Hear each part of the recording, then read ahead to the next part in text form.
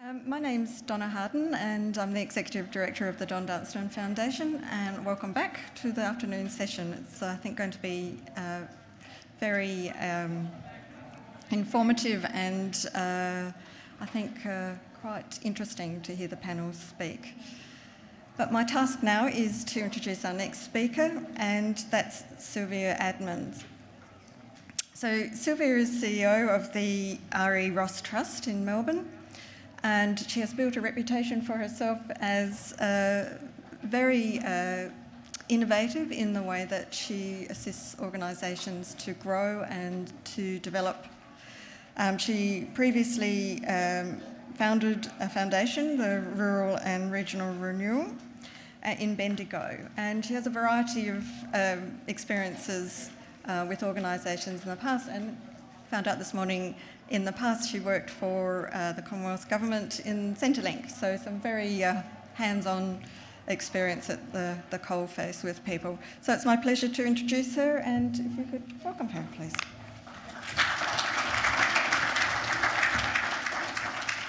Thank you, that's very generous of you.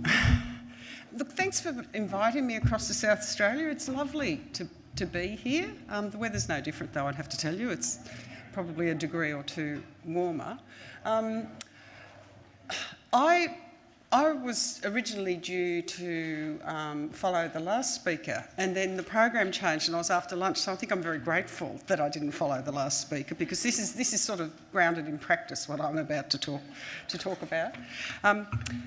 The thing that isn't said on this title, really, it is about dynamic community connections, strengthening the homeless sector, but from a philanthropic perspective. So that's what I'm here today, is to share what perhaps philanthropy can usefully do to support the good work that you people do in a very complex area. Okay, I pressed that. There we go. Oh, no. Alrighty, just as a way of background, I don't expect you to know who this person is. I've never met this person, but this person is Mr. Roy Everard Ross, and he was a Victorian businessman and quarryman, and on his death he left his estate to benefit the people of Victoria through a testamentary trust that's now called the R.E. Ross Trust. And I think at the time it was worth, in 1970, it was worth about $10 million at that time. So, you know, it was considerable wealth. The fascinating thing about it is he was an engineer, and with the estate came an operating quarry, and the trust continues to operate that quarry today, and it produces 2/3 of our income. So we're a very early social enterprise is how we look at it now, so it makes life interesting. It doesn't really matter that he's not a household name. Some philanthropists are household names. He was a businessman, and I think his motivation, it's hard to know his motivation in setting up the trust, because he left a very skillfully crafted will that gave us great latitude in what we could do. He had no children. I don't think he was particularly fond of his other family members. He didn't really like paying tax. And so at that time, death duties weren't levied if you left your money for charitable purposes in Victoria. So he's left a legacy. We've given over $100 million in charitable grants within Victoria since 1970. So the value of perpetuity is very important. Just, I'd really like to get a show of hands. Who here has either applied for a philanthropic grant or been a decision maker in giving one? Oh, good, good. So you know it's a bizarre and diverse sector then, don't you? This is, I pinched this from Philanthropy Australia, and it says that there's over 3,000 foundations in Australia distributing more than half a $500 million a year. Now that's only an estimate, because it's really very private sector. Even with the ACNC, you wouldn't fully know how much is being distributed. The point here is that what you see is really the tip of the iceberg. There's a lot more philanthropy out there, and particularly now there's a move towards a lot more living donors, and so a lot more people are setting up foundations within their own lifetime. And so your relationship and how you engage with those people is really very different from coming to someone like me who runs an organisation with a website and quite an established process. But you certainly do need to understand the landscape. And there will be ones, like in the bottom right-hand corner, that are invitation only, because I know from experience in my previous role, the Pratt Foundation sat in that space. So your relationships and how you can cultivate them and your networks are exceedingly important. So what is philanthropy? It's a source of private capital for public benefit. So it's very different from government funding, and traditional philanthropy, which is the space that I'm operating in, usually has an endowment or an investment of funds, and it's only the income that we get to give away. So it's there in perpetuity, and with good stewardship, it will grow and be there in a very long time. So the value of perpetuity is extremely important because it outlasts government cycles. It has great potential for value adding because of the relationships that come with philanthropy. There are often a lot of influential people who will sit as trustees, a lot of skilled people who work across a large number of areas, and so you should always try and access that aspect of it as well. The capacity to work in the grey zone with complexity. I've heard a lot of talk about silos today. So it's got the capacity to work across a whole lot of silos. But you need to understand that there can be limitations in terms of accessing the philanthropic funds. And I was thinking, Mr. Ross was probably one of Julian's 1%, I think. So, I've got 3 case studies for you. And so what I want to do is share some practice as a means of illustrating how philanthropy can impact on the issue of homelessness and assist those working in the sector. And I think what's really interesting with this, and it's that what is homelessness question, a lot of this work is actually at the preventative end. A lot of philanthropy will be working with organisations with those people at risk to prevent them becoming fully homeless. And so you won't often see, and it won't be counted, but it will be there and it'll be working very importantly. Now, I have to apologise for too much information, but I just want to get it up on for the sake of the for the information after this. So this is an example. I wasn't working at ANZ Trustees when this happened, but I think it's actually a really clever way of working because the important thing with philanthropy is how do you keep it relevant? Because when someone sets something up 100 years ago, the issues of society that you were trying to solve aren't always the issues of society that you're trying to solve today. So it involves people being very forward-thinking and being very clever. So ANZ Trustees, which is actually now part of Equity Trustees, we're down to 2 trustee companies in this country now, Perpetual and Equity, so there's not a lot of places to go. But the Alexander Miller Trust was established in 1914 with the vision of housing rural, elderly, poor Victorians, okay? So that was what the trust was there for. In 2007, under the administration of ANZ Trustees, and it was behaving like an operating charity, which it was never set up to do. And it had 3 trustees, and their skill set was not running a charity. So how it had operated over this time, it had purchased and owned regional properties resulting in a $20 million property portfolio across 17 sites and 173 residents. And the trustees were in effect the landlords.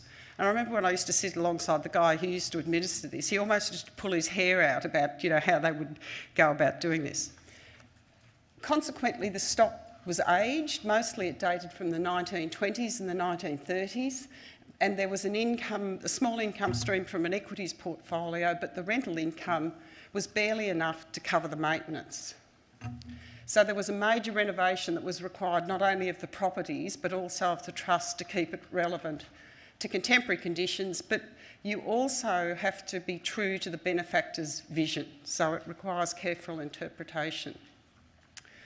So ANZ Trustees Miller Trust formed a partnership with Wintringham, and people were talking about Wintringham before. And it's a specialist provider of housing and care to elderly, frail men and women who are homeless or at risk of homelessness. So over a 5-year period between 2007 and 2012, Miller provided the philanthropic capital in the form of the properties, so their asset base, they leveraged that. And the government at this stage was asking for not-for-profits to put in 25%, and then they would stump up the other 75%. So typically most not-for-profits would borrow to actually do this, but in this case, ANZ actually leveraged the value of the corpus that they had. So the partnership with Wintringham totally reshaped the philanthropic portfolio trust, and ultimately housing more residents in custom-made, high-quality homes around regional Victoria, and Wintringham have been given a 99-year lease. So this is what it looks like. So now there's 12 sites across regional Victoria, so 5 have been sold or are in the process of being sold. There are 160 residents. There are no vacancies. Previously there were vacancies. They're in brand new built or significantly renovated dwellings, and Wintringham now provides professional supervision and care and the potential for transition. So that was something that was never going to happen under the previous model that was operating. There are outdoor spaces, even men's sheds, verandas, some of those things. So very much an enhanced environment. But importantly, from a philanthropic point of view, the trustees became, governing the estate, were overseeing Wintringham as the lessee. So it was a much more professional relationship. And then the trustees could monitor the impact and continue to consider potential future developments or property sales or investments. And they leveraged $33 million from the federal government as part of the process. So I think it was actually a really highly intelligent way of transforming what was becoming, a slightly moribund trust. And so we're doing pretty well because it's over 100 years old now, over 100 years old. So the next example I want to give you is one that the Ross Trust has been involved in, and I don't know whether some of you might have heard of it, but there's Sacred Heart Mission is based in St Kilda, and they set about doing a pilot program, and it's called Journey to Social Inclusion, J2SI. So it's a very well-respected organisation, and they say their mission is to build people's capacity to participate more fully in community life by addressing the underlying causes of deep, persistent disadvantage and social inclusion. And they are a major provider of services to the homeless. And I think they're a much-loved institution within the St Kilda area. They're very much in place and very much supported by their local community. So that notion of large external commercial providers coming in and doing what these guys can do, it just doesn't add up. So in 2009, they launched an ambitious 3-year pilot program to work with 40 people experiencing chronic long-term homelessness by delivering a highly intensive model of case management to each participant for the duration of the pilot. So the features of the pilot were, it was evidence-based, because everyone wants evidence, but they don't like it when they get the evidence sometimes, but we started out to find the evidence. The participants were measured through a controlled group of 44 comparable candidates. The randomised control trial ensured a rigorous longitudinal evaluation and it reported every 12 months till the 48-month point. It was a well-funded pilot. It cost $3.8 million, with 3.5 of it coming from 9 philanthropic funders in Victoria, and of that the Ross Trust contributed $750,000, which was a major grant for us. The other $300,000, encouragingly, came from the state government for the evaluation. The governance was through a steering committee comprising Grattan Institute's John Daly as chair, and so there were representatives from philanthropy, service providers, the researchers, and representatives from both levels of government. So we were very hopeful with conduct of the pilot that we had all the stakeholders actually in the room. And there were two subcommittees, one on evaluation, one on service delivery and implementation. Now you might think I'm going to tell you about the details of this. I'm not going to talk about that.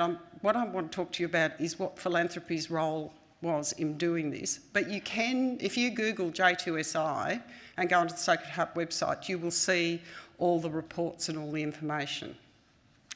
The objective was to influence government policy in terms of service design, service delivery and funding. So philanthropy's role was demonstrably driving innovative service design and delivery. The important thing about the philanthropic funding was it was without constraint, so an unproven model could be tested and adapted.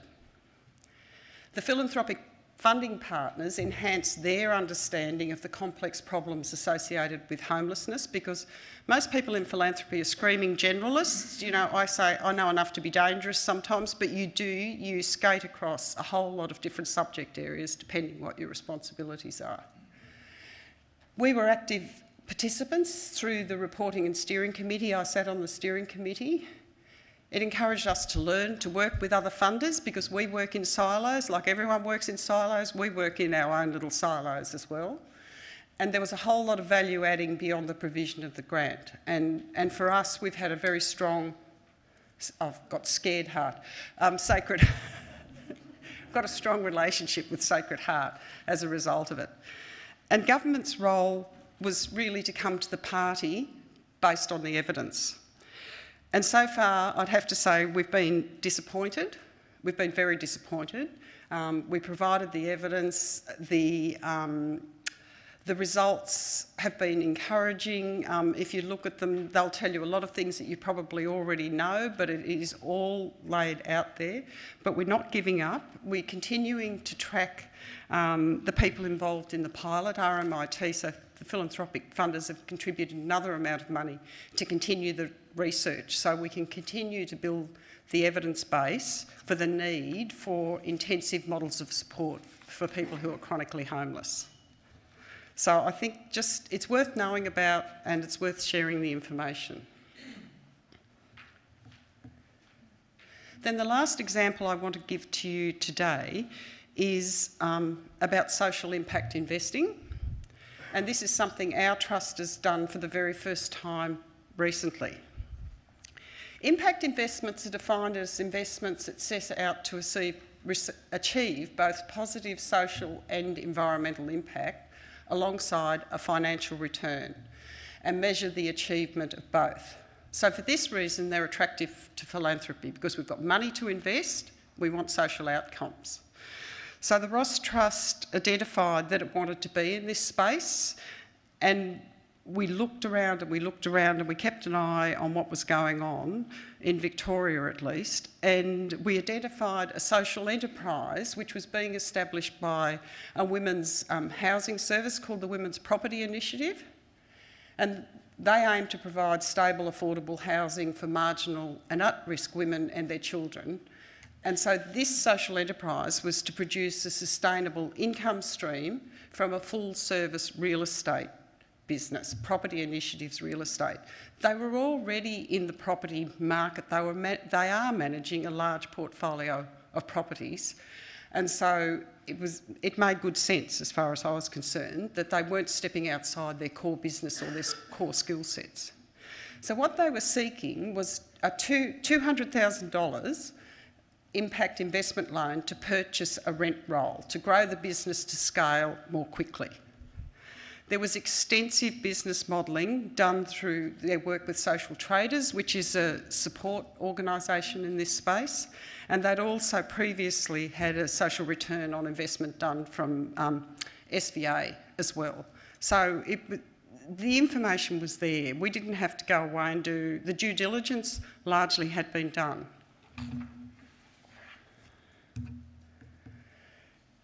So what the Trust agreed to do was we have made, I've learnt all these words, I didn't know them before, a 10-year patient, it's very patient, loan, which is unsecured, I knew about unsecured, to purchase the rent roll. We will be earning the equivalent return of what our bank's 6 months term deposit rate is, being paid at 6 monthly intervals.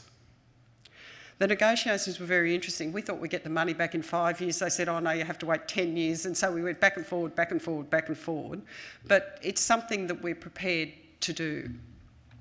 The social returns from the profits are expected to flow in year 3 of the 10-year loan, with the aim to increase the capability of Women's Property Initiative to house people more affordably. So they will increase their property portfolio through the income from the business.